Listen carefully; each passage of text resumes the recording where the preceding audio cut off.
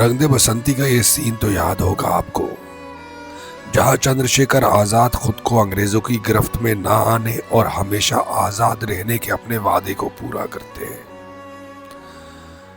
पर क्या आपको पता है कि हिंदुस्तान के कौन से शहर में है ये जगह, और वो पिस्तौल का नाम क्या था जिससे उन्होंने अपने प्राण त्यागे, और कहाँ है वो पिस्तौल आज? और फिर यहाँ आए स्कूल के कुछ बच्चों से हमने पूछा कि वो चंद्रशेखर आजाद के बारे में क्या जानते हैं। तुमको पता है? नहीं पता? तुम नहीं जानते चंद्रशेखर आजाद कौन है? तुम भी नहीं जानते? नहीं जानते? तुम भी नहीं जानते? उनके बारे में अभी मैंने पढ़ा नहीं है। मतलब वो थोड़े से वैसे थे ना, क्रूएल टाइप में थे, तो वो हाँ वो ये क्रूअल कंपनी गार्डन आजाद पार्क से हमें भाई ने छोड़ा है रैपिडो से। थैंक यू वेरी मच भाई। क्या नाम है आपका? इरफान। यह है आजाद पार्क, जो कभी कंपनी गार्डन के नाम से जाना जाता था, लेकिन ये व्लॉग इस गार्डन के बारे में नहीं है। इस पार्क में वो जगह है जहाँ पर चंद्रशेखर आजाद ने अपने प्राण त्यागे थे।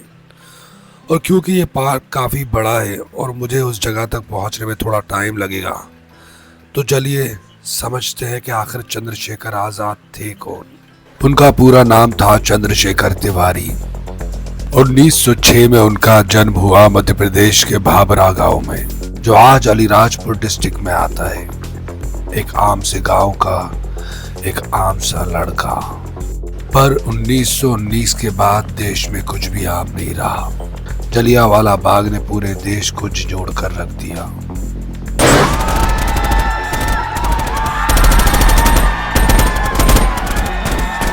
और वो भी आंदोलन का हिस्सा बन गए। फिर गिरफ्तार हुए, कोर्ट में खड़ा किया गया। जज ने पूछा नाम, उन्होंने कहा आजाद। जज ने पूछा पिता का नाम, उन्होंने कहा स्वतंत्रता। जज ने पूछा घर, उन्होंने कहा जेल। उस दिन वो चंद्रशेखर तिवारी से चंद्रशेखर आजाद बन गए। बाद में वो हिंदुस्तान सोशलिस्ट रिपब्लिकन एसोसिएशन से जुड़े और भगत सिंह, राजगुरु, सुखदेव, इन सब से मिले। ये सारे नौजवान सिर्फ एक नाम नहीं थे, बल्कि एक सोच थे। काफी ढूंढने के बाद मुझे वो जगह मिल तो गई, लेकिन अब शाम रात में बदल रही है धीरे धीरे, और लोग यहाँ आ रहे हैं, चंद्रशेखर आजाद जी की प्रतिमा को श्रद्धांजलि दे रहे हैं। अंधेरे में मैं शूट तो कर नहीं पाऊंगा, जिसकी वजह मुझे कल भी आना पड़ेगा, लेकिन मेरे दिल में सवाल ये चल रहा है कि आखिर 23-24 साल की उम्र में ऐसा क्या हुआ जो इस इंसान को शहीद होना पड़ा। साइमन कमीशन के खिलाफ प्रोटेस्ट के दौरान लाला लाजपत राय पर लाठीचार्ज किया गया। इस हमले से वो गंभीर रूप से घायल हुए और कुछ दिन बाद उनका देहांत हो गया। मरने से पहले उनके आखिरी शब्द थे कि उन पे किया गया एक एक वार अंग्रेजी हुकूमत के ताबूत की कील बनेगा। प्लान था जेम्स स्कॉट को मारने का, जो लाला लाजपत राय की मौत का जिम्मेदार माना जा रहा था। इस हमले में शामिल थे भगत सिंह, राजगुरु, सुखदेव और चंद्रशेखर आजाद। लेकिन गोली लगी assistant superintendent of police John P Saunders को। अब जो होने वाला था उससे अंग्रेजी हुकूमत की नींव हिलने वाली थी, क्योंकि प्लान था सेंट्रल लेजिस्लेटिव असेंबली, जो आज देश की पार्लियामेंट है, वहां स्मोक बम से धमाके करके अंग्रेजी हुकूमत के खिलाफ अपना विरोध दर्ज कराने का। इस हमले में शामिल थे भगत सिंह और बटुकेश्वर दत्त, जो इस घटना के बाद गिरफ्तार हुए।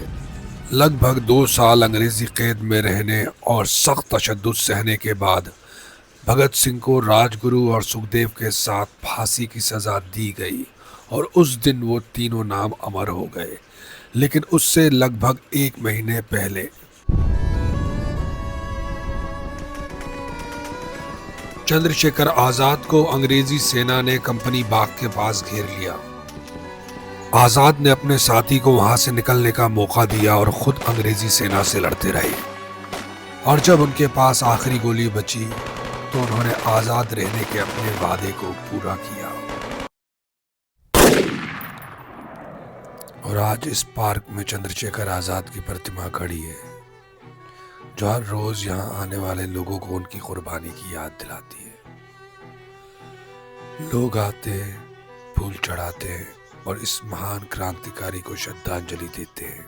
और यहाँ इस प्रतिमा के पीछे यही वो पेड़ है, वही जगह है। सच कहूँ, इस पेड़ के पास खड़े होके एक अजीब सी खामोशी महसूस होती है, जैसे वक्त बदल गया हो, लोग बदल गए हों, लेकिन ये जगह अब भी उस कहानी की गवाह हो। मतलब कि वो हाँ एक फ्रीडम फाइटर थे, तो उनका मतलब ये था कि मतलब वो थोड़े से वैसे थे ना, क्रूअल टाइप में थे, तो वो हाँ वो ये क्रूअल थे? हाँ थे, मतलब कि वो ब्रिटिशर्स को लेके थोड़े क्रूअल थे। अच्छा। इंडियंस के साथ तो वो अच्छा ही बिहेव करते थे। तुमको पता है? नहीं पता? तुम नहीं जानते चंद्रशेखर आजाद कौन है? तुम भी नहीं जानते? नहीं जानते? तुम भी नहीं जानते?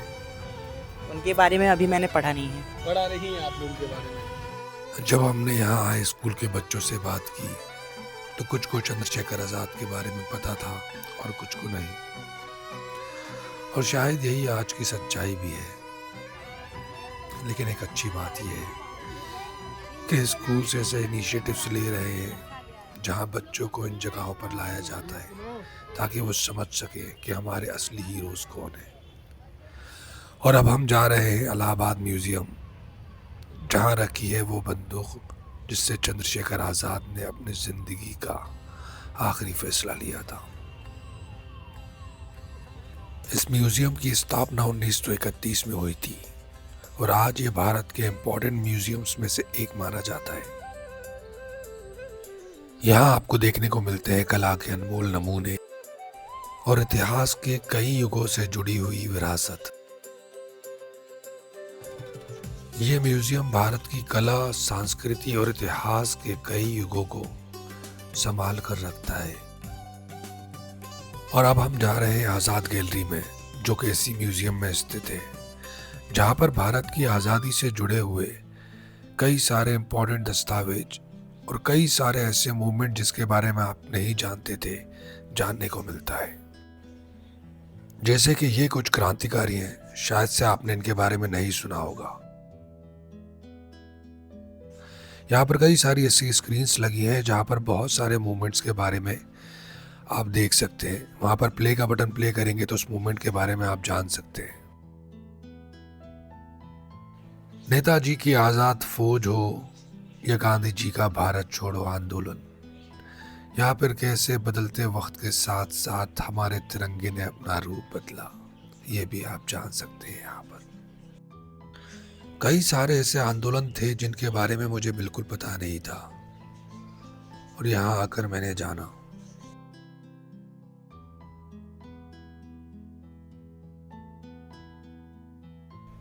और ये है वो बंदूक जिससे एक क्रांतिकारी ने अपना वादा निभाया, हमेशा आजाद रहने का।